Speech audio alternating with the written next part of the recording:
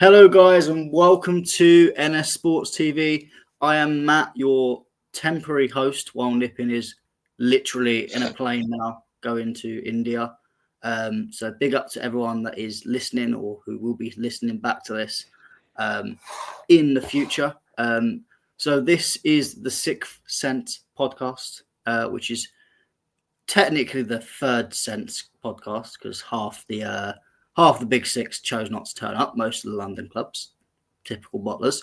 But I am your Chelsea representative, and I'm joined by Reese, our Manchester United representative, and Jordan, with the name obviously Liverpool representative. Guys, how are you getting on? I'm not too bad, thanks. Thanks for having me. Yeah, man, it's good, man. It's good to be here, man. Right, so let's get started. Obviously, we'll talk kind of first of all, we'll skip over the international break because international breaks are shit. No one gives a fuck. Yeah.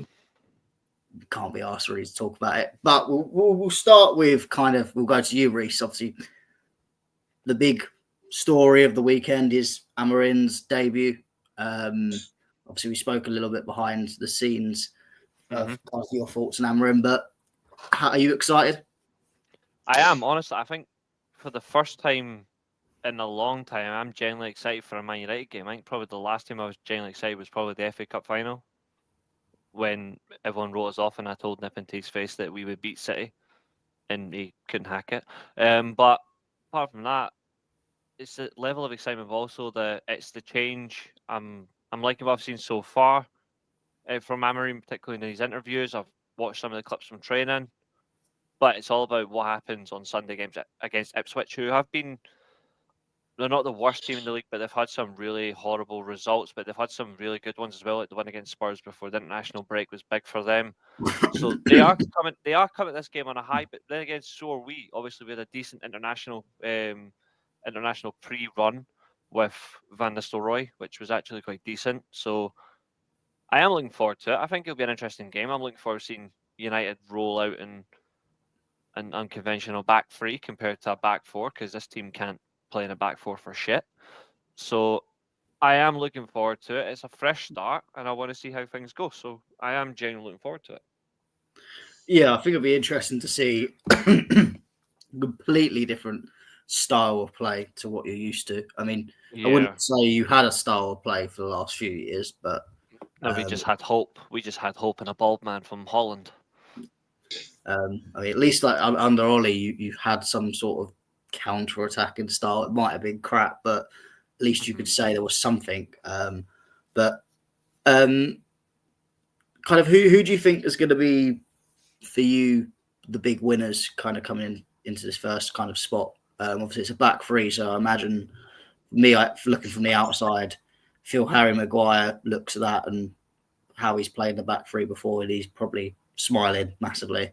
I wonder how the whole Bruno aspects is going to be because I don't know. I just feel he's not.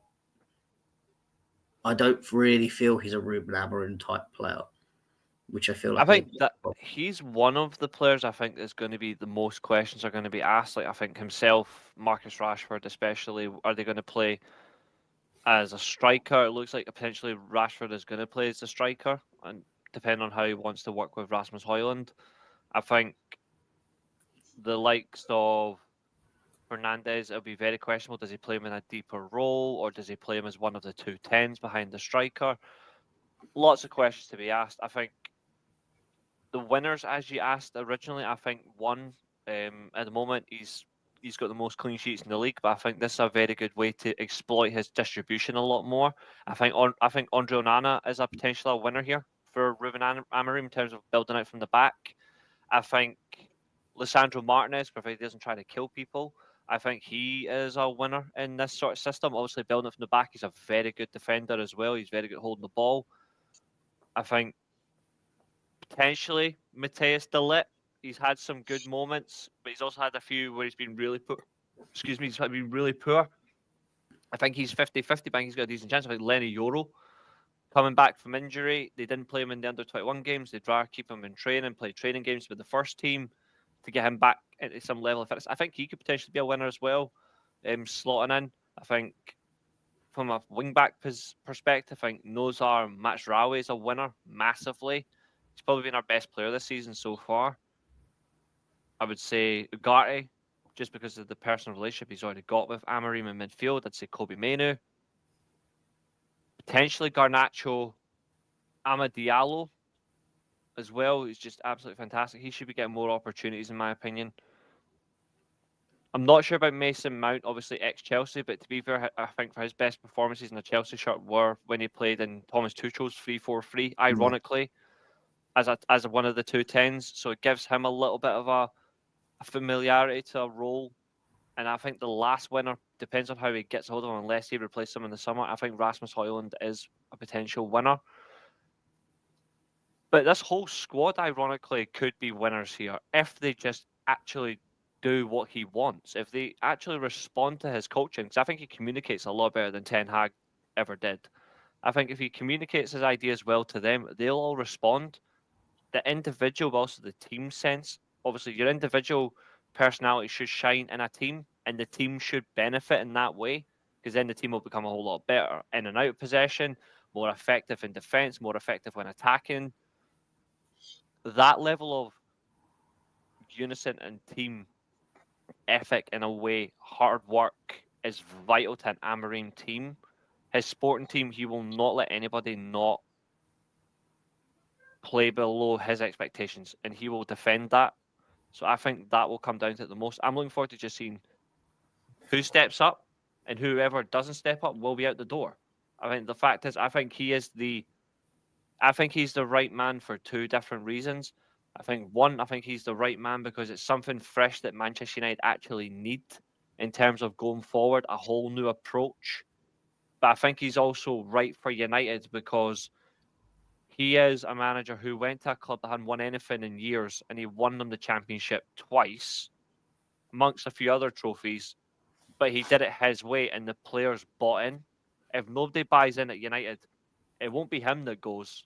I expect the players to go, because he is the second big decision that Ineos have made, but it's the first manager they've appointed. They will do everything they can to back him, probably more than the players. Yeah, I agree. I think the one area that I still think is just a huge Left kind of back hole for for me. you is, because I think the way Shaw and Malassi have been getting injured, you can't have them as a wing back. I mean, for sure, I think Shaw more likely would be playing at that left centre back potentially.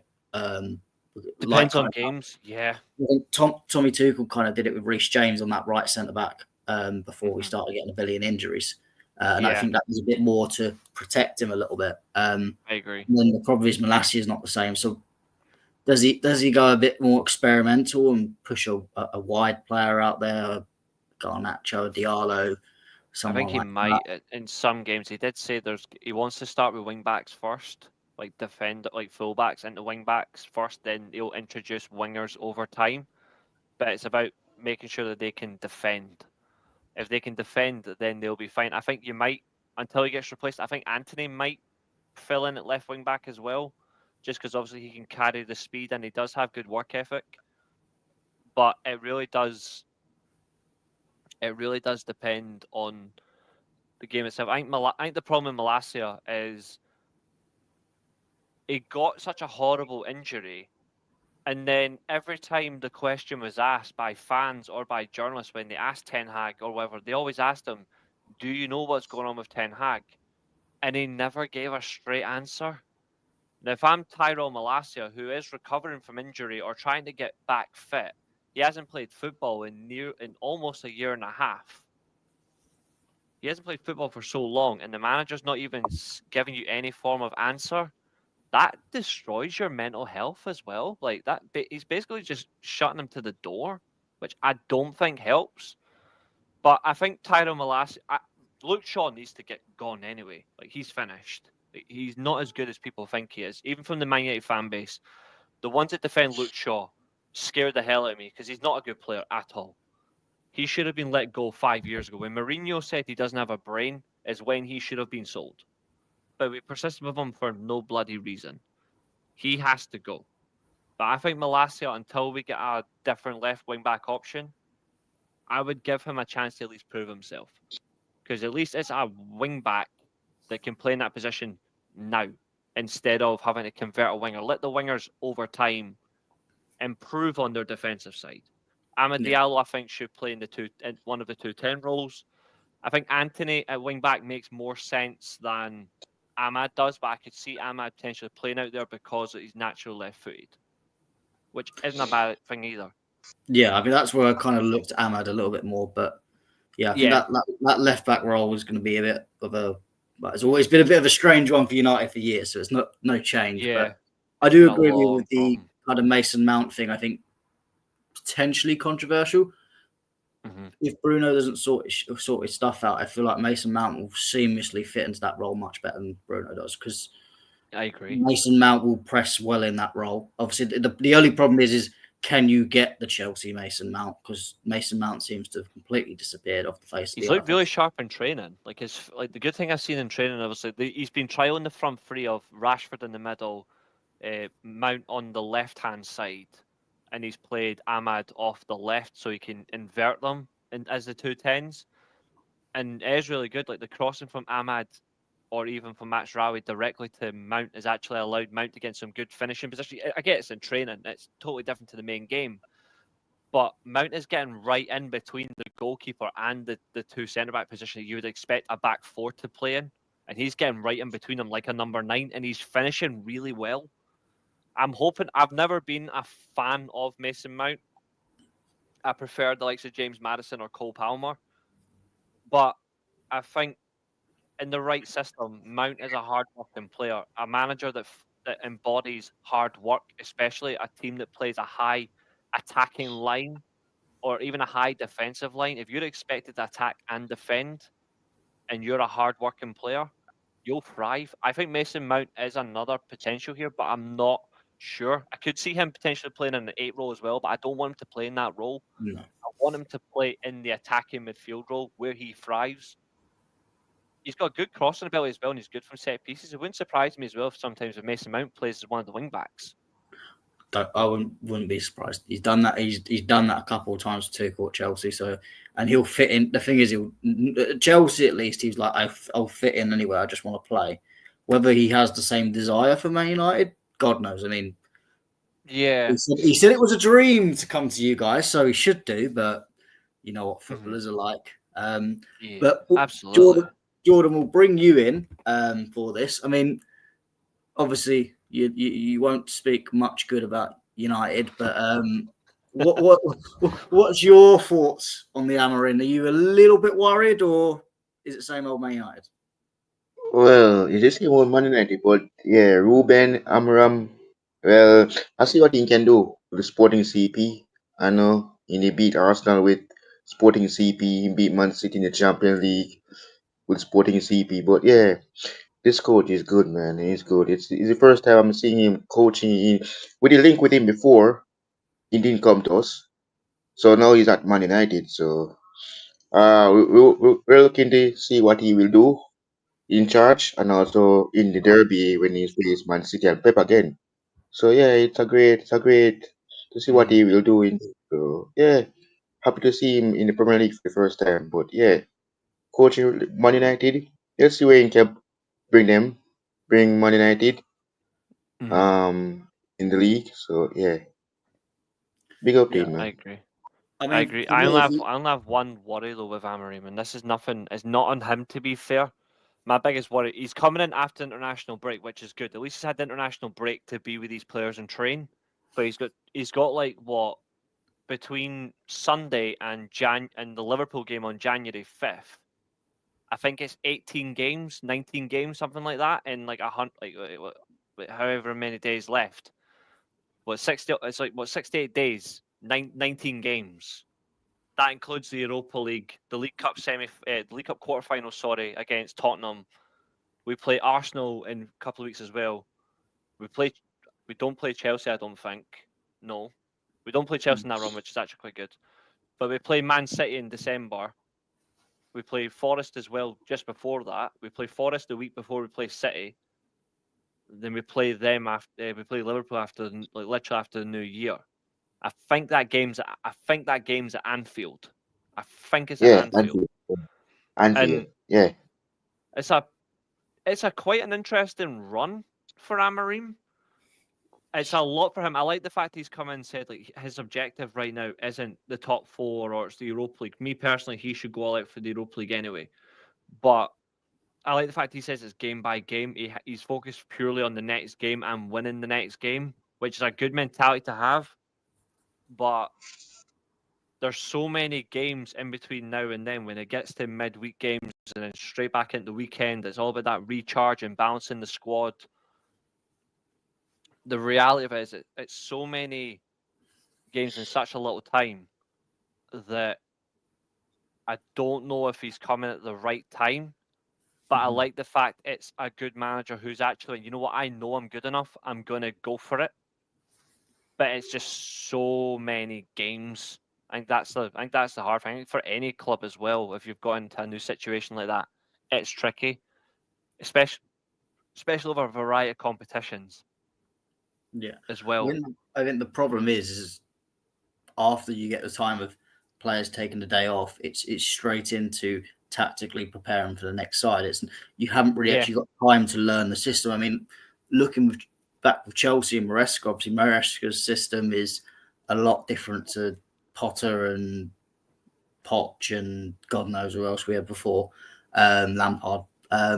Completely different. And we spent the whole pre-season suffering, going through crap results. I mean, getting obliterated by Celtic, yeah. Like there were idiotic Chelsea fans calling for him to be gone at pre-season. That was how deep it was. But we almost needed to go through that and make the mistakes to then start to learn. I think the City game obviously was a throwaway because I'm expecting that. I'm not expecting Amorim to win every single game. Like that's insane. But I'm expecting him to at least in the games where United theoretically should be winning. So the likes of Nottingham Forest, the likes of Ipswich, we shouldn't be. I'm not saying we should just go and batter them 5-0 straight away, but we should be on every single metric in that game. We should be the team with the most possession of the ball. We should have the most goals. We should look like the better, hard-working team than those guys. The Tottenham game will be interesting because it's a cup game. The City game, that will depend because obviously it's a derby. That's going to be interesting. And obviously the Liverpool game, right now Liverpool are annoyingly a better team than Man United. So frankly, I'm not necessarily expecting United to just go and absolutely rip Liverpool apart. But I'm thinking between now and you get to that game on January 5th, there's plenty of time for United to actually at least understand how Amorim wants to play. That I'm not saying we're going to go and beat Liverpool. I don't think we will. I think we will draw at Anfield. I think United will draw with Liverpool at Anfield. But I genuinely think we'll draw 1-1. But I think the whole aspect of it is I'm expecting United to at least be a little bit more competitive after the game against Ipswich onwards, provided the players actually respond to him and don't do their own bullshit. Yeah. I mean, the Ipswich game, I think it's interesting. It's an interesting game because Ipswich are just a bit of an interesting team. I think they've... Oh, it is, yeah. For me, obviously, a little bit of context background. Half my family are Chelsea, half my family are Ipswich. So it's a bit of okay. I have a bit of a bit more of a knowledge of them. And I think they're a decent team. They're decent. I think they've been they should have more points than they Apart have. from Calvin Phillips, they've got a decent team. Oh, I mean, Phillips single-handedly cost them 3 points at Leicester because they were fine until he got sent off and then they self-imploded. I think the Man City move absolutely destroyed him. Like it's not that he's a bad player. I don't think Calvin Phillips is a bad player at all. I just think he went to I also don't think it helps. I think Bielsa systems, they're great, but they just run you into the ground and look at destroyed. Bamford's the same. Bamford's finished. I mean, that's Somerville as well. He's lucky he isn't finished. That's because, mind you, he's doing not so little at West Ham. I think he came for it towards the end as well. I think he wasn't so much in it. But Phillips went from an intense team into another one, then it was a different level of intensity, and it just couldn't cope. I think it broke him completely. So that's why I do feel sorry for him. But you do think Ipswich he would recover, but he hasn't. I think with Ipswich, I think it was like the first game of the season. I remember the Liverpool game, and they for about 60 minutes they took Liverpool. Liverpool was very 50-50, and then Liverpool brought players on, and Ipswich didn't yet have a lot of their signings, so they just collapsed once the subs come on. They got a draw against Villa, draw against Fulham, which now look very good draws. They haven't been able to finish teams off at times, but except Tottenham. That Tottenham do that. But I think they'll cause you problems. Oh yeah, I still think Especially defensively they are struggling. I think partially because I think it was the West Ham game where they lost 4-1, and I think 3 of their back 4 was out injured. Yeah, I do feel I want them to stay up. Hey, I like when certain clubs who actually try to get to the Premier League actually stay up, unlike your Norwiches or your West Broms. I want Ipswich to stay in the league because I think they've got a decent manager. He shouldn't have been linked with the Man United job anyway, Kieran McKenna, but I think he's a decent coach, and I think he is good for Ipswich at that level. And I think it would be interesting to see them survive because they can get a little bit more money, try and improve that squad and see what they can do.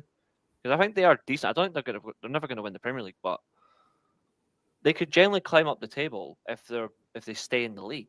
They could work their way up a little bit. With that fan base, that club, they can make themselves a certified Premier League club. How far they go is another question, but I think they just need to stay up this season. Really, that's the problem. Yeah. I think going from League One to Championship to then Premier League, I think it's going to be a hard ask for them. But I don't think we'll batter them though. But I agree with you. I think they'll put up a fight. But I think quality in this case might just show itself, and I think we might score early, and then Ipswich might just cause a few scares in between. And then I think at the very end we might just get another goal to kill it, like maybe like a 2-0 win, maybe a 2-1. But I think it does come down to just purely on the day. We could end up just going there and ripping them apart. But then again, we've seen United against lesser opposition where they just are made to look shit. We could get turned over in Amorim's first game as well. But I think the difference is Ten Hag changed his plans immediately after the very first game of his first season. I don't think Amorim is that type of manager. I think regardless what happens, he will stick to his ways. If you don't buy in, you're gone. No. I think the thing is United, they need an absolute clear out no matter what. And I think if you could do that, then fine. Yeah. I mean, for me, whether they'll be good enough or not, I think Rashford and Bruno I think you just need to get some of the older faces that have been through the dross for so long. You need some new fresh. I mean, I still don't think Bruno as a captain is just a bit. It gobsmacked me that he's a captain. I mean, I get that you haven't got really much experience in there at all, but of course, yeah. It's just he's just. I don't know that's why your mentality is in the shit in terms of the whole team, because your captain is supposed to be the manager on the field, and Bruno does not. I know a lot of people. There's a lot of hype on that kind of slagging Bruno off and that, but I just don't think his mentality is just not good enough. Really. I think he's an excellent footballer, and statistically he has proven it since he's been in the Premier League. Like statistically, he is one of the best creators in world football. Numbers wise, even for goals, it's insane. Like he's United's second top goal scorer since he joined the club in January 2020. What's up, dude? Like it's mental. Like that's what he does. But I do agree. There's some instances where he is actually a really good leader. Like he'll pull Kobe Mainoo aside, for example, and he'll just try and give him like little bits like where to play position wise and improve your game, or he'll defend a player who's being dragged off their heels. But there's times where he does go a little bit too far with his moaning, and I think he needs to. I've said that a lot, and I stand by it. I think Fernandes is a player who plays more with his heart on his sleeve than he plays with his head in terms of in certain situations. Whereas I think Lisandro Martinez is the opposite. He plays with his head to kill rather than his head to do the right thing in a certain situation, but he's still a phenomenal defender. It's all about those moments will determine if you're the right person for the team. So I think Martinez is. I think Fernandes is. But if you ask me, I think the captain is ideally in the middle of the field in the future. In the next couple of years, I think Kobe Mainoo is the next Man United captain. Yeah, that would make sense. I think he needs to build through it, but I could totally see that. Yeah. And it's someone that gets Man United. But I mean, we'll go into kind of quick predictions because we basically previewed the Man United game ahead of time. But naturally with the Amarin talk, it was easy to do that. I mean, I think it'll be 2-2. I think you'll share the points. I think Ipswich will. It's possible, yeah. Problems. I think Ipswich are not strong enough defensively to hold you out. So I think you will score some goals, but I think it'll be a little bit of a part. The media will call it a party spoiler. But I think, be fair, I think it's still a point. I think at this point, a point's better than nothing. Jordan, I'm not expecting a totally unbiased opinion on the prediction here, but how are you predicting this Ipswich Man United game to go? Yeah, this will be a great game between Ipswich Town and Man United. So yes, for me, I'm looking at a Man United win here. I'm looking at a 2-0 win. So yeah, so will he pick up his first win in charge? I hope so. So yeah, 2-0 to the Red Devils. Fair enough. I was not expecting you to predict Man United to win, but that's fair. We'll go now in actual chronological order for the rest of the games, which conveniently comes. I'm going 2-0 as well, to be fair. Yeah, I think you said 2-0 before. Yeah. We'll conveniently come on to my club. Chelsea versus Leicester, 12:30. First time I feel like we've played on a Saturday in absolute ages in anything other than a late kickoff. Partially because of the bloody conference. I hate it with the Conference League that we just go on a Sunday, but we're not on TV. It's like, just why? I get we're supposed to be at 3:00 and all that, but it's just it. And then you look at the actual TV game. It's something like Newcastle versus Wolves. It's like, who actually wants to watch that realistically for TV? Exactly. Like, who wants to watch Newcastle? I feel like Wolves have been like nearly every week they've been on TV. I'm like, this is such a terrible team to watch. Yeah, it's quite weird. Like, why they get so much TV time? I think it's criminal. I mean, I get they've played a lot of the big teams so far, so it just is a bit convenient, but still, it just don't look good for the game. But it is a little bit of a different game. It's a Maresca return to Leicester. It's going to be interesting.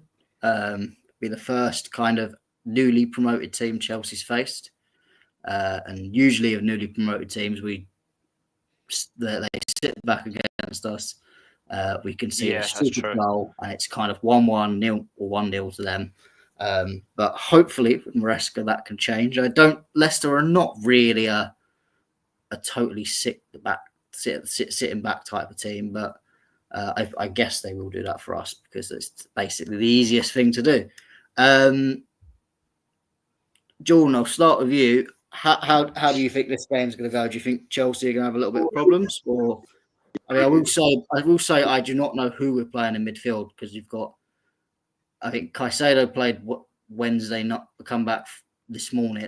This morning. Enzo came back late Thursday night. Lavia's didn't play for Belgium because he had a little hamstring problem. So that leaves Kieran Dewsbury. Vega can play in midfield as well, but that's about it from a defensive standpoint. Yeah, this game, Leicester City Chelsea. Wow. I'm looking at Joyce written all over in this game. I'm looking at a 1-1 draw. I will hate that, but I completely can see it. It's infuriating. Reece James is injured, by the way, once again. Yeah, his hamstring. I feel like if I had to take a sip every time Reece James is injured, I'd be 3 parts pissed most of the time because it's just it. I think I've got to the point where I'm just kind of done in the aspect of I don't believe we're ever going to get the Reece James we had before. I think the club need to kind of have some tough questions of, right, we've got Gusto. The problem is he's on 250k. Do you want a Reece James sitting on 250k that can barely get through 3 games? I think he needs to be sold by you guys, to be fair. I think you should have sold him ages ago. Yeah. I mean, I can understand the whole waiting for it because he is the captain. He was the captain. You've just given him a huge pay. and you want to give him the time. And you can't fault the Oh, club. yeah. He's given Reece as much time, and I think for me, it's a mixture of managers bringing him back too early. I think Reece personally has got a problem. I think he just has too much body mass. I'm not saying he's fat, but if anything, I Yeah. think there's too much muscle. But he's just breaking down every time. I think he needs to lose a fair amount of weight. And I think all them problems. I just don't think I don't think he can handle the physicality of the Premier League anymore. Whether he goes to Real Madrid or Italy, somewhere like that, I think he will do probably much better. I genuinely think he would struggle in Italy just because of the hard tackles. If his body generally can't take it anymore, I think he would struggle. I think the problem is, I think it's a lot of hamstring stuff. So it's more kind of the whole kind of running speed. I think you know what's mad as well, and I question Luke Shaw about this as well, and I think Reece James is sort of similar. I don't think they are very good professionals.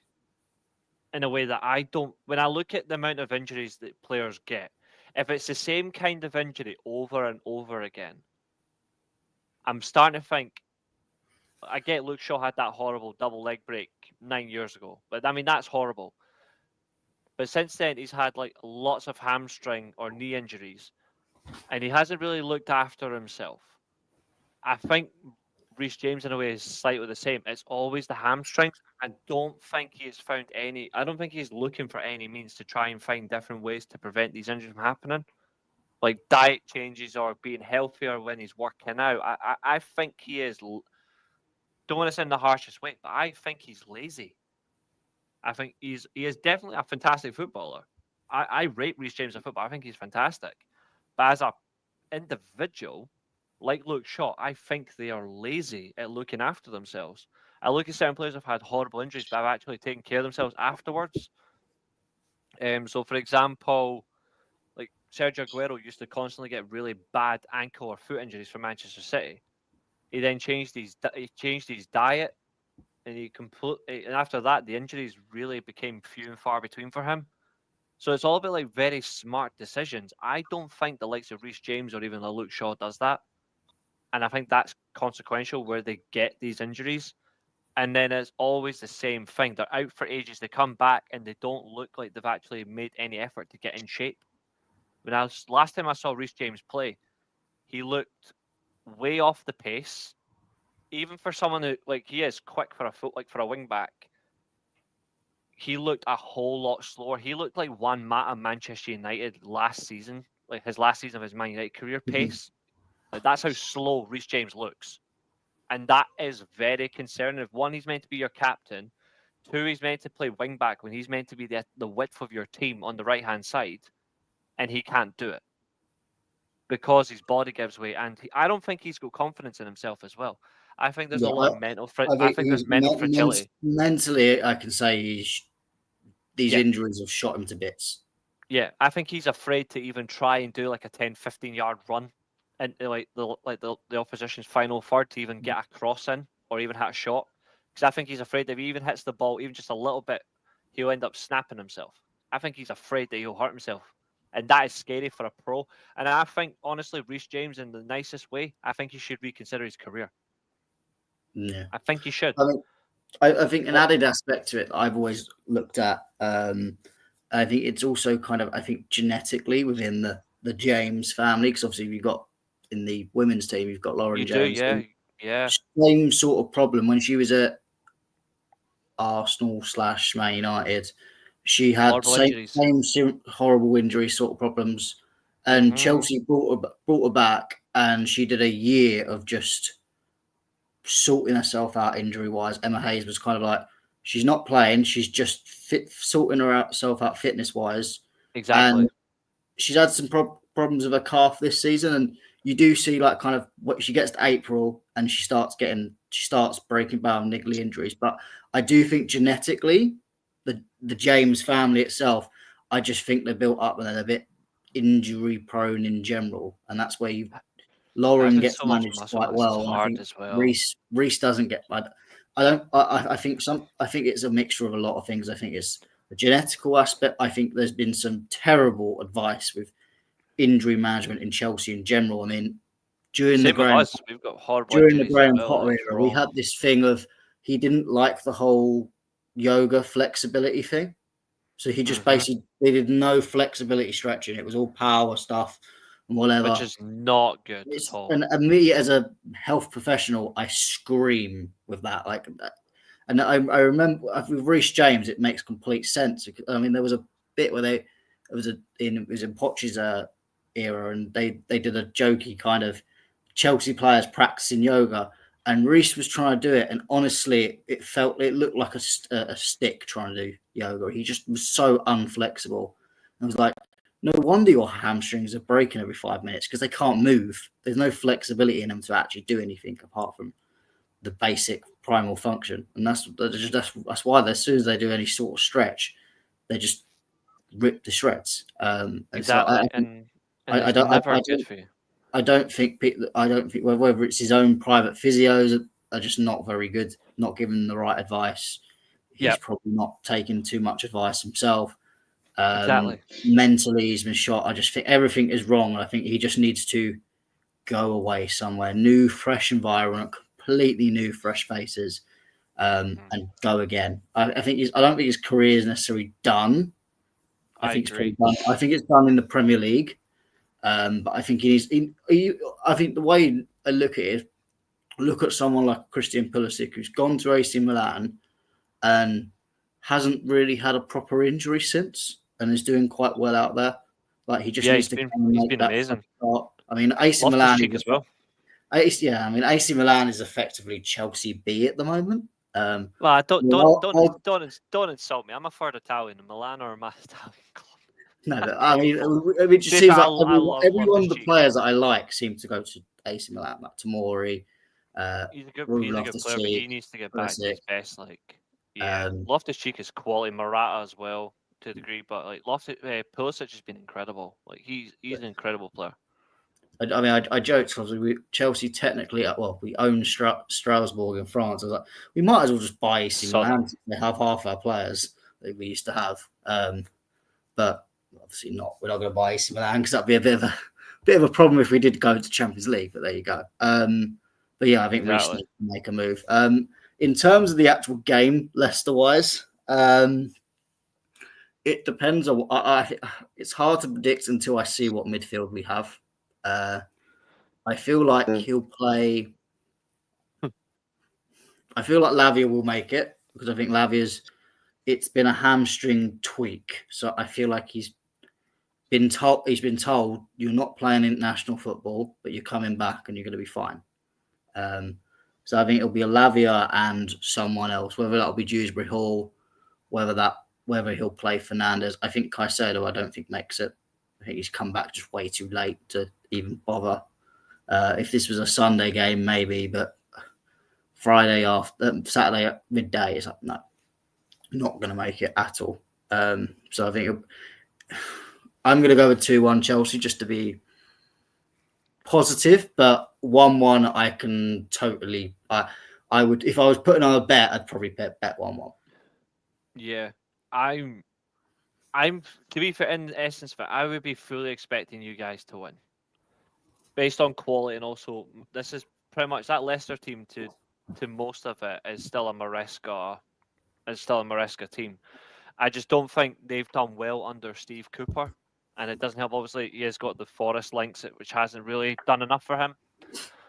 But I haven't particularly been at times impressed with Chelsea building up from the back, where they try so hard and then they're easy to be dispossessed, and immediately the opposition can counter on them. And for me, it all comes from the goalkeeper, personally.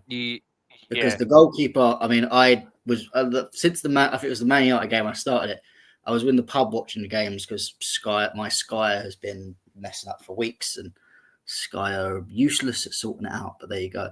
So I decided to do a sip every time Robert Sanchez misplaced a pass. I had to buy about 3 or 4 drinks because I finished. He is a genuinely crap goalkeeper. I don't know. I don't know. I think purely the reason why we're keeping him is because the goalkeeper coach come from Brighton and came with Sanchez. And I That think makes sense. that's a big kind of aspect to it. I think Maresca, I can understand it. I think he's almost, with certain players, I think he's given them the rope to hang themselves with, potentially. So when he does take him out of the team, I think Noni Madueke's one is, so when he gets taken out of the team, they can't whinge and go, "Oh, you haven't given me a chance." It's at the point where the players will turn around and go, "Well, no, hang on, you've had a chance, you've not taken it," and we can understand. But there's not going to be any behind the scenes problems because he's given them the chance to try and do it, and they haven't. Yeah, I think Sanchez especially just hasn't done that. I think Jorgensen coming in, obviously, it's new to the league, so I think we weren't going to throw him in straight away. And I don't think, to be fair, he hasn't been anything special, I'd argue, to stand out. He hasn't done anything stand out. Obviously, it's Conference League, so you don't get really much to show. But he's not done anything stand out to go, I can take that place. Obviously, Petrovic, he's done okay at Strasbourg, but apparently, I don't get why the reason why Petrovic went apparently was because his ball playing ability wasn't very good. So I'm worried if Sanchez is staying because of his ball playing ability and you're going because you're worse than Sanchez, God help me. Yeah, no, I get that. I think it was the quality squad, though. I can't remember. It was the United. I think it was the United game actually, because it was the Newcastle game where he just misplaced every pass. But I think Sanchez misplaced a pass within the first 2 minutes of the game, and I was like, "Oh, here we go again." And then I noticed literally for about 45 minutes, basically the rest of the first half and the start of the second half, the players stopped passing back to Sanchez and were trying to play it forward. And that's where I felt like some of the players, I think Cole was one of them, he would rather pass it forward and lose it than pass it back to Sanchez and it automatically go out, because they just lost I think there's no trust in that back three. I mean, I agree. That back four is a bit suspect anyway, for a multitude of different reasons. But the fact that even they don't have trust in Sanchez is a massive problem, and I think eventually that needs to be changed, because I think that could cost us. That would be the difference between us getting 4th, 5th, or 6th. I agree. I think he's will win though, but I think it'll be really tight. I'm just going to say 1-0. I don't think I don't know. I think it's just one of those games where it's just hard to call, and I'm not expecting it to be an absolute whitewash. I think it'll be really close. Yeah, I think it's going to be interesting. I think these are the teams we struggle with. So if we can get through this easier period unscathed, then I think it's good. It's good times for Chelsea, and I think we can potentially, hopefully, fill that top 4. I think that's the aim. Obviously, Conference League, we should win with an ease. I don't want to feel arrogant, but I think Fiorentina look like the better team in that group, and I think we should be beating Fiorentina on our day, or on most days. But it is what it is. So yeah, I mean, 2-1, 1-1, and 1-0. It's a nice group of results. The next game is actually quite interesting because Forest have been on a bit of a roll this season, and Arsenal, arguably, some would say, are they out of the title race already? Oh yeah, they are. They were never in it, in my opinion. Yeah, I mean, from the start, I don't think they've looked anywhere near what they were the last 2 seasons. They played coward football against bigger teams, in my opinion. Yeah, I mean, it's at the Emirates, so potentially a little bit of an advantage for Arsenal. But even when they played us, it was like they were okay. But I think if Palmer was actually fit, because I still think he was feeling the assault that Leandro Martinez done the week before on him. I think he was still feeling that a little bit. I think we would have probably beaten this Arsenal, because it just wasn't what I expected it to be. I think the only thing I was worrying from them was set pieces, because their set pieces are pretty good, but they didn't create anything really. The goal was just Sanchez being Sanchez. I'm going to put off the bat. I'm going to say I don't rate Arsenal. obviously I know a lot of the guys that come on the channel and all that, the likes of I know there's obviously some people that comes out on Nippon's channel that are Arsenal fans. I don't rate your football club. I only rate 2 players in the Arsenal team, and one of them you've just signed, and that's Calafiore. I don't think they're a particularly good side attacking wise. I don't think they're a good defensive team. I think Arteta is a coward. I think the team struggle when they play like Manchester City when they're supposed to be the better side. They cower away. They tried to embarrass Liverpool. And look what happened to them. Like they, even against Tottenham, they beat Tottenham, but they didn't look good. Like I think the problem with this Arsenal team is this Arsenal team doesn't have an identity. They want to play pretty football, but then they waste so much time as well. So they're a bit of an antithesis. I don't even think they've played pretty football this season. I think I think they've just been ugly. It's ugly with your head, and it's not going anywhere. They need a new manager. They need a new approach if they want to even do anything. I mean, I do think they have a decent defense of some sort. I think like your Gabriel Saliba, I think I said Calafiore. I think haven't seen as much of him, but I think he's the only defender they have I like. He's the only defender they have I like. Yeah, the parts I've seen of him, I think, very good. I think right back's a bit of a iffy one from them, but having 4 centre backs effectively as they do at the back 4 at the moment helps them out defensively. I don't get why they play 4 centre backs in a system. Why not just play a 3-man defence? They'd actually be better playing a back 3 than they'd be playing a back 4. Yeah, because they actually have the players to transition into a back 3 much more effectively than playing the back 4 because they don't look comfortable. And I don't like. Another reason why I don't like Arsenal, anyways, I don't like the fact they keep persisting with Thomas Partey. For me, he shouldn't be at that football club with the controversy, but yeah, all the controversy around him, I don't like seeing him play, which doesn't help. Like it really takes away any sense of even just trying to be unbiased and just try to be fair towards Arsenal. Still playing him is not helpful at all. I think that's testament to just how bad of a person Arteta actually is. I'm probably going to get attacked by Arsenal fans at some point, but at least our clubs who had these sort of players who were not right and actually acted in such a way was disgraceful. Our clubs actually got rid of these players. So they can't come at us for it. So they can't come at Chelsea regarding... I can't remember which one was related to Chelsea, but you know what topic I'm talking about. Liverpool have had players like this in the past. If we had Mason Greenwood, he's no longer here. You know what I mean? They're gone. So you can't attack our clubs for this. You can't attack our fans for that. But we can come at Arsenal because you're still doing it. Why is Thomas Partey still playing? It makes no sense. Does nothing except rile up people even more. Yeah. I mean, I just think that their team is just...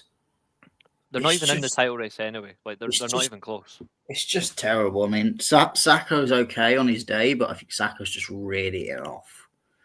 Martinelli, I always felt Martinelli was a good player for a season or two, but he was never going to take care of it. Trossard is just a weird player. Nothing more a squad player for 11 than that. And now he's having to start. I mean, the fact that we got 75 million for Kai Havertz, it was like, for me, it was a celebration because all right, he scored a goal for us in the Champions League final, but just wasn't good enough at all for Chelsea. Even though this season, in my opinion, he's actually been their best player.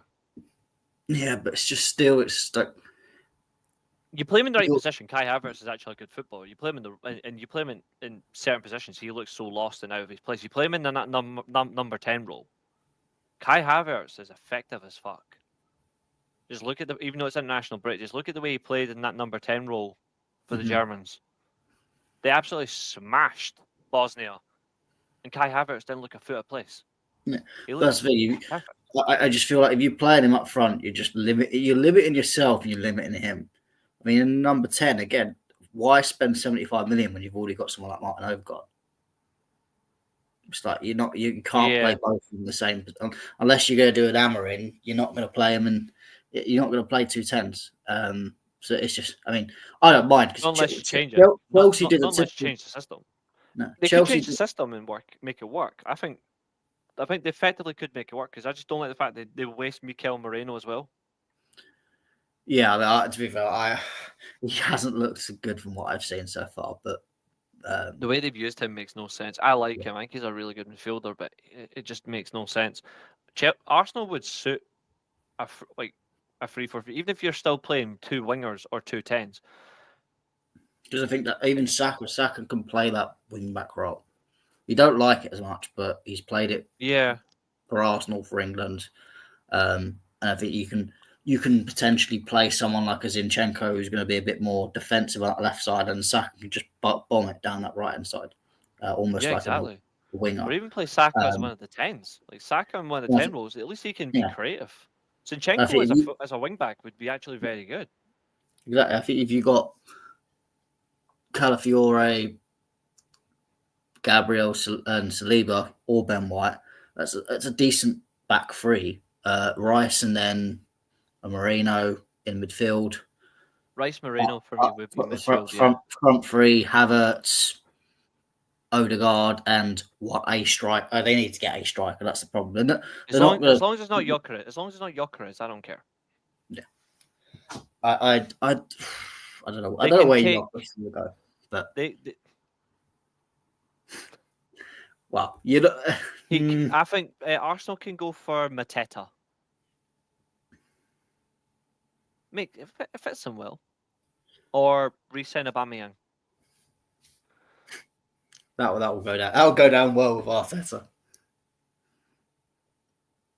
But yeah, I mean, for me, I'm gonna go with a very controversial in some ways. I think it's gonna be 2-0 Forest. I think Arsenal are gonna get taught a very painful lesson. I'm going 2-1 Forest. Jordan, what do you think? Yeah, Forest, Arsenal, Forest. I'm going for Arsenal win, 2-0. I mean, it would be typical Arsenal just to just mug They us need a off. win. They need a win this They need weekend. it because they were just. I mean, and just to think, I think Forest are all right. It's international breaks, and maybe just this first time after international break, maybe it's the better time to play Forest, as the momentum's kind of gone a bit. But I don't know. I just think I think Arsenal could be in. I think Arsenal are in a lot of trouble. I think Liverpool look good. Chelsea are on the way back. I think they could they're going to drop out. I just don't think, as you said, I don't think they're ready to win a title at all. And I still think these owners are not in. They're not in it to win. They're in it for top four. And I think I think they are in it to win it. The trouble is I don't think they know how to win it. The reason why I don't think they know how to win it is because I look at people in certain positions. They should be doing better. Now, yeah, they've got rid of Edu as their director of football. But are they going to bring in someone top tier to replace him? I don't know. But that's the thing. Everyone keeps saying about this. They got rid of it. They actually, if anything, it was that he jumped ship. It wasn't even they got. It was very much of a surprise for him to move to a different thing. So now they're kind of sitting there twiddling their thumbs like, oh, who the hell do we get? Exactly. I think it's just elements that really do matter, and they haven't got it. Yeah, I mean it's strange club. I mean I'm thankful that Chelsea can be chaotic, but at least sometimes it makes sense. Arsenal just I don't wouldn't wish it on my worst enemy. That's all I'll say. Literally. Next game is. I don't know how I feel about this game. It could be good or it could be really crap. It's Villa versus Palace. Villa at home. Crystal Palace look just horrible. Short. I'm just going to go short and sweet because I like a few of the West Ham, Aston Villa players like Watkins, Duran, Rodgers. I'm going to say long story short. I'm just going to say 5-0 Aston Villa. Yeah, I mean, I was going on a similar vein. I was going to say 4-1. I think they do get some. I think Palace do get something out I of think it. this is Although, coming. I think that although this game is going to. I've just realised that Eze is out, so that This is the worst. The bad thing for Palace is this is the right game for them at the wrong time. It's the right game before the international break to play Villa because Villa were a little hit and miss. Mhm. Villa have now just had what 2 weeks of an international break, and their players are recovered. Unai Emery will have recharged a little bit. They'll be ready to go, and they'll be like, whoever plays us, we'll just beat them. I think Palace are in for a seriously strong smashing. And I feel sorry for them a little bit because I do like some of the players and I do like their manager. I've seen some Palace fans saying they should sack Glasner. I think it'd be stupid to sack him. I think they Do need you to know, persist. I wouldn't be surprised if he does go after this. If they lose 4-1, 5-0. If they do, then I understand that it's a decision. But let's be real: are Palace ever going to challenge way up top of the table? No. But if they've got a manager that at least has improved some of those players, yes. But they sold one of his best players, and it is it's detracted from Eze. Mateta has struggled with it, and they've not got anyone else. Mateta, I've always looked when Mateta will score all them goals. I was like, it's all good and all that, but he's very much a purple patch type of player. He'll score and burst, and then won't go Exactly. I think they are missing that trick where they're needing more of a competitive team. And if you sack Glasner, then I don't think it helped with Palace that they did the Tottenham type thing of they sold a player for a lot of money and brought lots of different players to try and improve the team, which can work. But backfire for them massively. It takes time for all them players to actually get used to it. Palace didn't need to sell Elise. Crystal Palace didn't need to sell Michael Elise. Everyone knows that. Like Michael Elise is a quality player. To be fair, I think he went to the wrong club, even though he is playing for Bayern Munich. I think United should have tried to sign him in the summer, either him or either United should have signed him or Eze, but they didn't. But the reality of it is they just got it massively wrong. I think. Yeah. I would say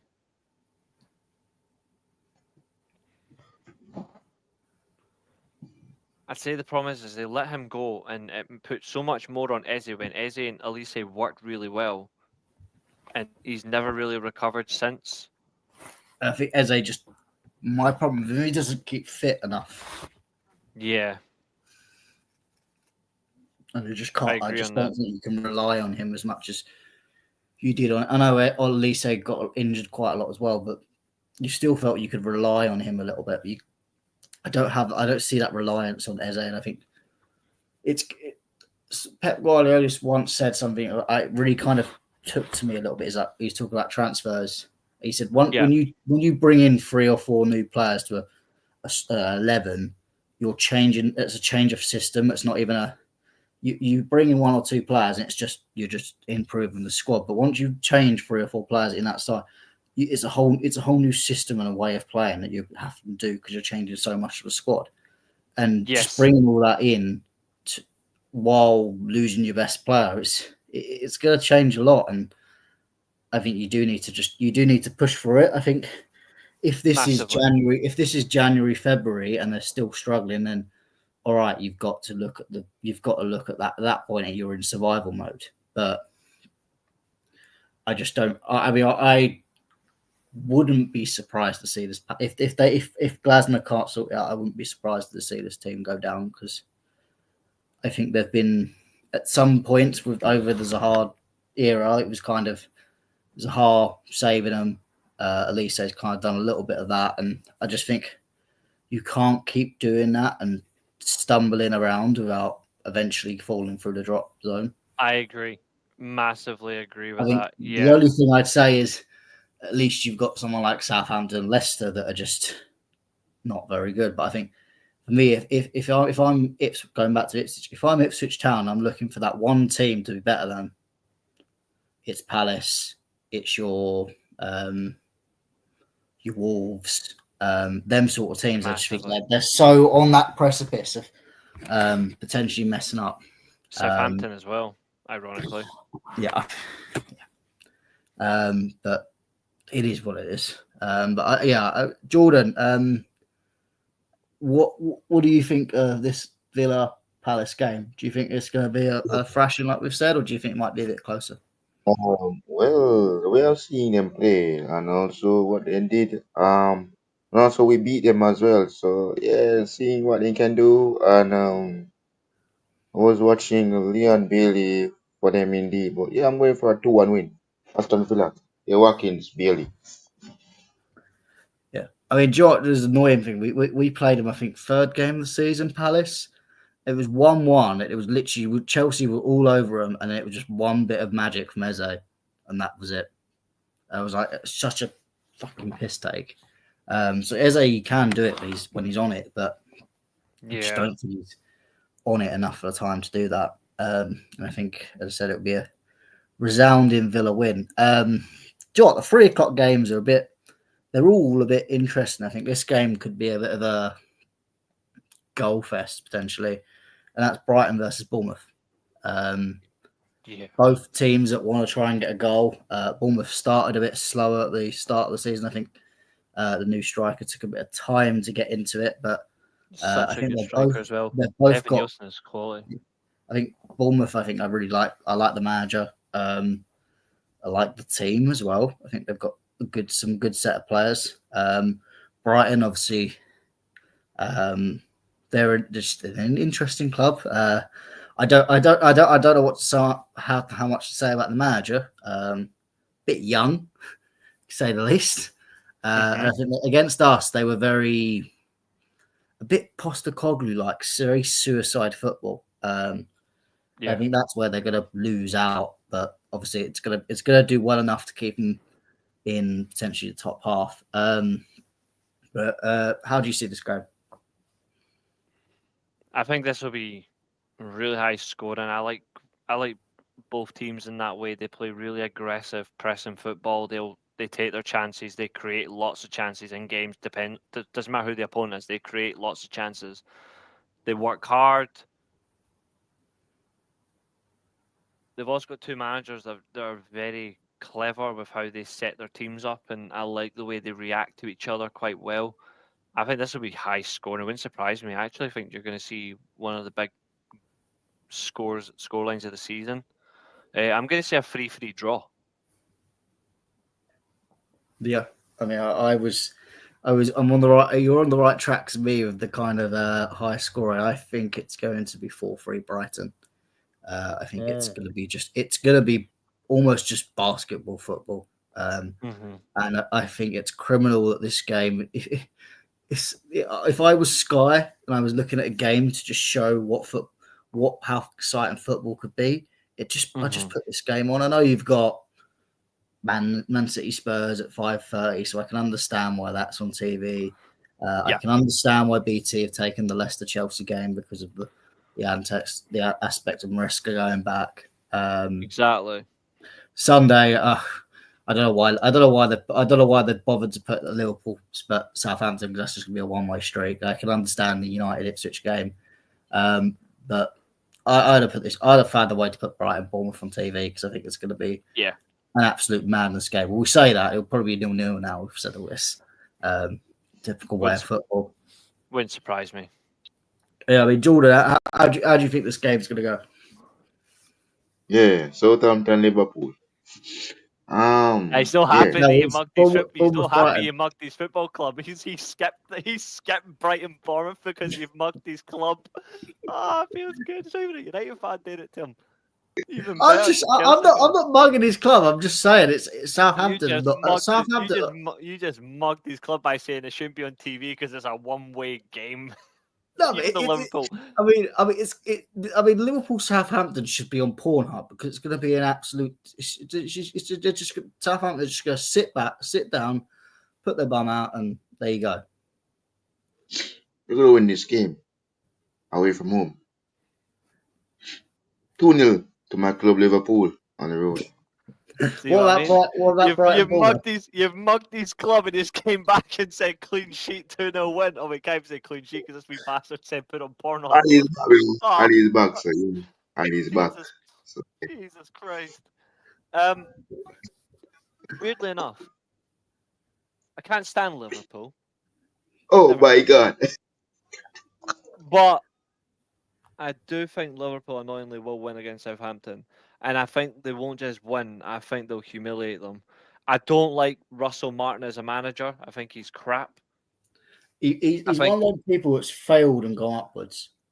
Yeah, I hate that. He's like Scott Parker, except he shares a name with me. The one thing, to be fair, so there's Reece James, the middle name as well as the first name. The Southampton played better football when they had the likes of Hasenhüttl in charge. You know, like direct pressing football. They looked like a well-organized team that played good football. They stupidly sacked him, and they've never recovered. Russell Martin is not the type of manager Southampton need. Russell Martin will coincide with Southampton's relegation. That's the reality that's coming their way because of him, unless they sack him and bring in someone far better. I think Southampton are going to try and hold the ball like they did against Arsenal. They'll try and maintain levels of possession that is something that Liverpool haven't faced in a long time. And then after that, they'll make mistakes and they'll get picked apart. I think Liverpool will win 3-4-0, to be honest. Yeah. I mean, preferably Liverpool win 4-0 in the way that they also lose 5-0. But unfortunately, it's not going to bloody happen unless somehow they keep missing chances and Southampton nick it, which would be absolutely beautiful. I mean, I don't see it. I think it could be close. The typical 9-0 you get from Southampton every now and then. Oh, those bastards don't deserve a 9-0. I think it could be 7-8. Honestly, if Liverpool score early, this is just going to be an absolute bloodbath.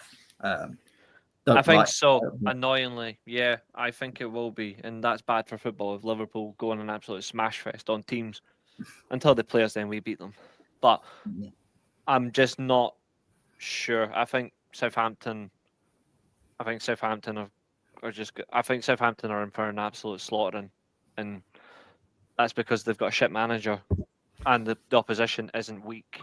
I think they're in big trouble. I think they're in huge trouble. Especially if Shortcut Salah wants to play with that shortcut even more. Like that fucker should have stayed with the Afro. He wasn't scoring goals then. Yeah. I mean, yeah. It's not gonna be a game it might be a game I tune into the highlights, but I mean it's Liverpool. I don't expect a Liverpool fan to watch Man United highlights, so I'm not watching Liverpool highlights unless it's us versus them. Yeah. Like it's just a no chance. But I'll predict the win and not watch them until January. I mean, to be fair, the rest of the 3 o'clocks on a Saturday, I'm just going to avoid because I don't want to talk about Wolves. Boring. They're playing Newcastle. They're playing Fulham. Yeah. Oh, they're playing Fulham. Fulham win 2-0. Yeah. Everton, Brentford is like again. I just don't want to. Brentford win 4-1. Yeah, it's not too hard to decide them. Obviously, the big game at 5:30, Man City Spurs. Spurs getting City in the cup.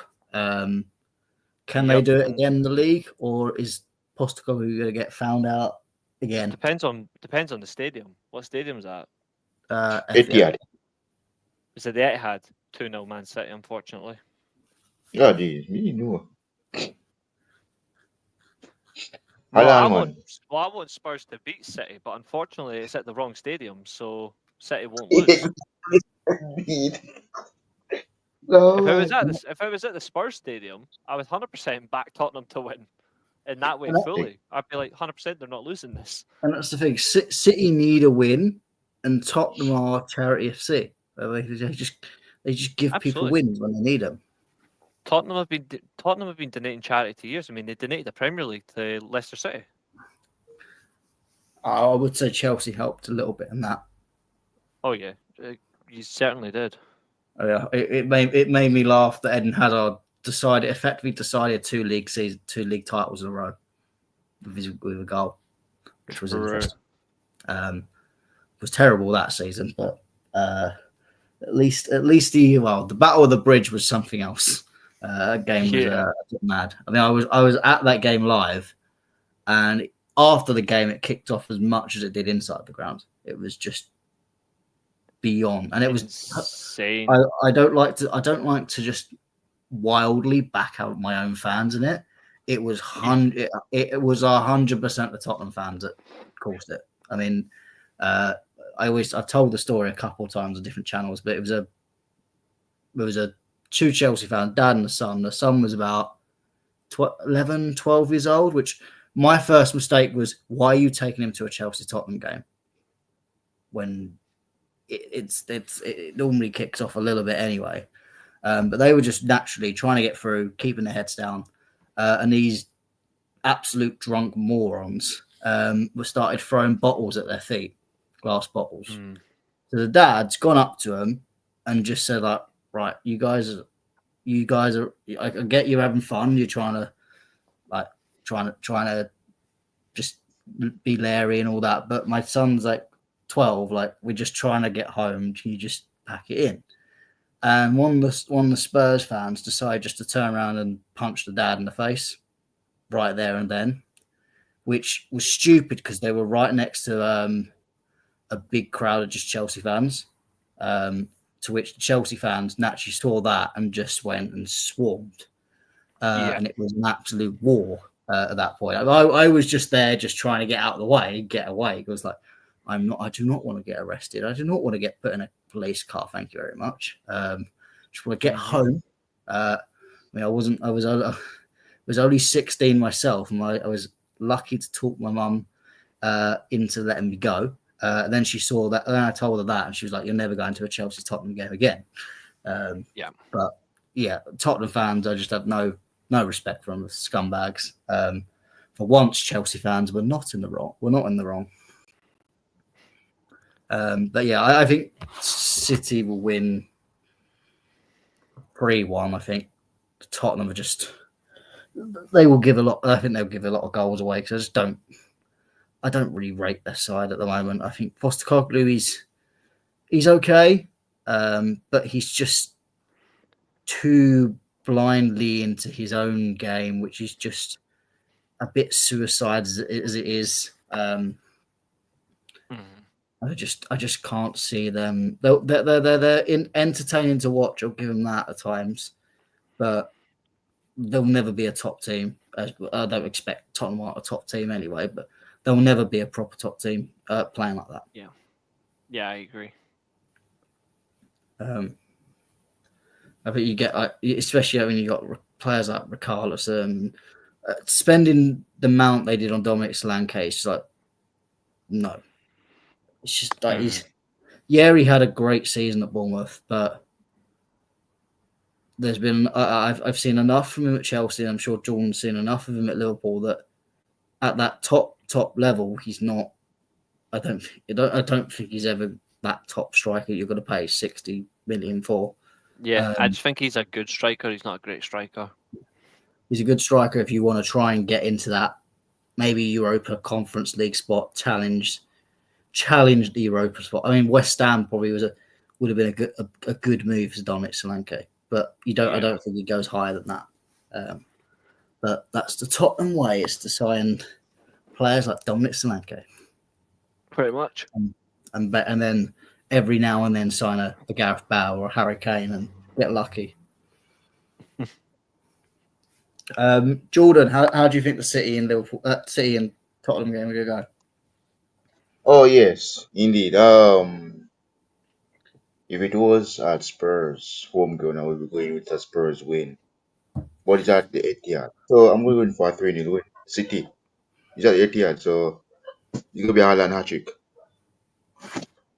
Oh, I hope so. He's kind of been. He's in my fantasy team. He's kind of been just disappointing me in the last few weeks. I almost was like at the international break. I was like, do I swap him out? But it just seems a bit weird to swap Haaland out. But there you go. Is what it is. But that's a completely different topic. Fantasy teams rather than actual real football. What was the other game?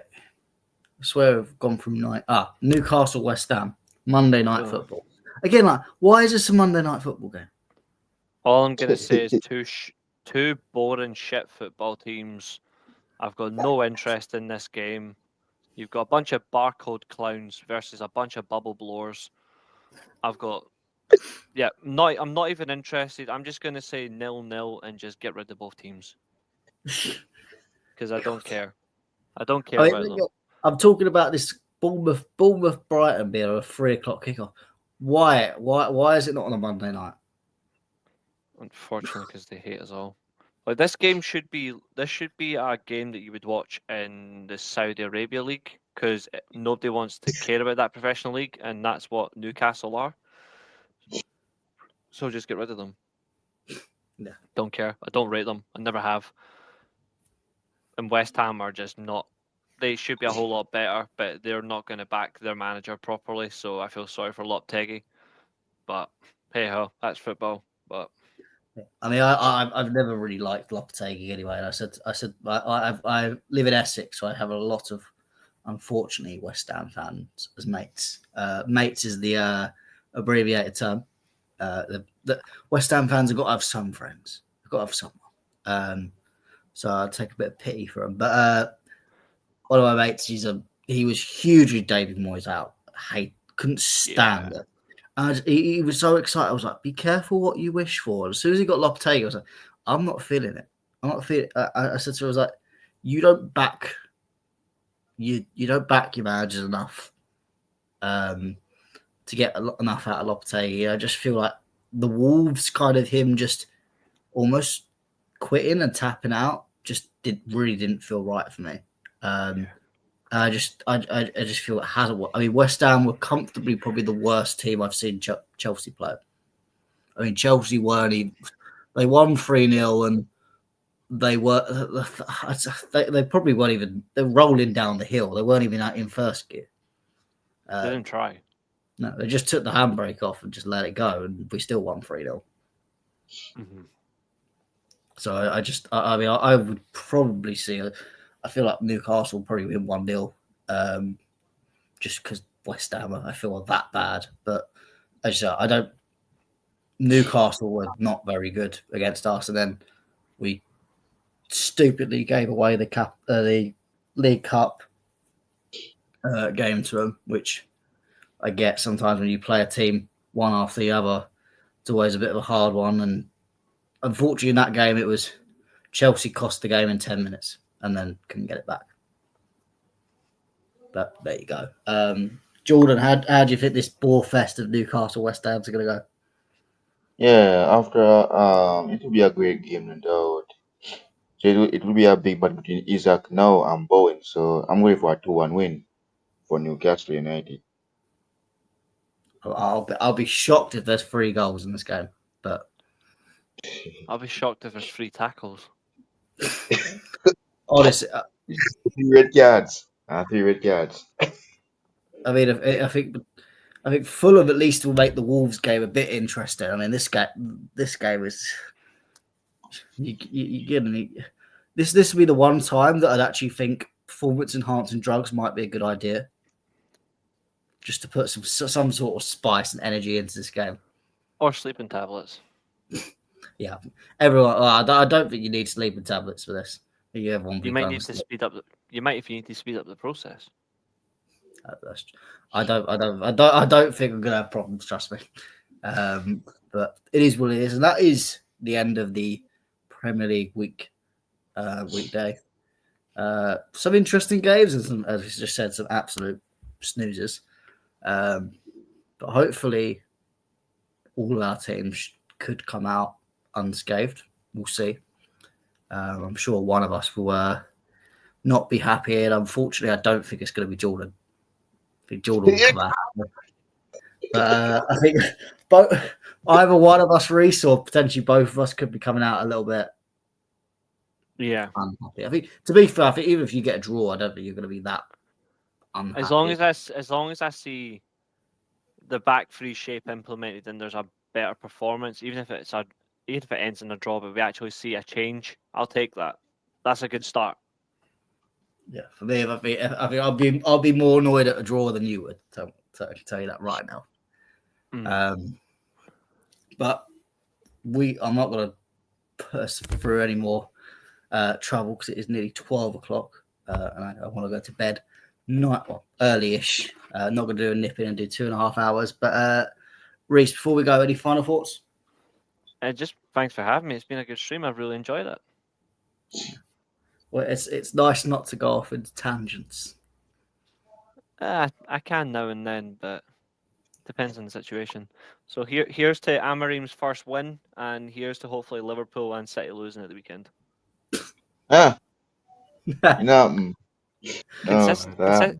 Consistency must remain. Reese, I know we like to dream, but I know it's Russell Martin. Any other game, I'd back you on that. But it's Russell Martin. It's Russell Martin and Postecoglou. So to quote the lyrics of a song, "I dreamed a dream of days gone by." So there you go. Somebody who lives only 50 minutes away from me sang that song very famously in 2009. So I thought I may as well ring the bells of "I dreamed a dream of days gone by." But it's unlikely that both City and Liverpool lose this weekend. Hopefully they do.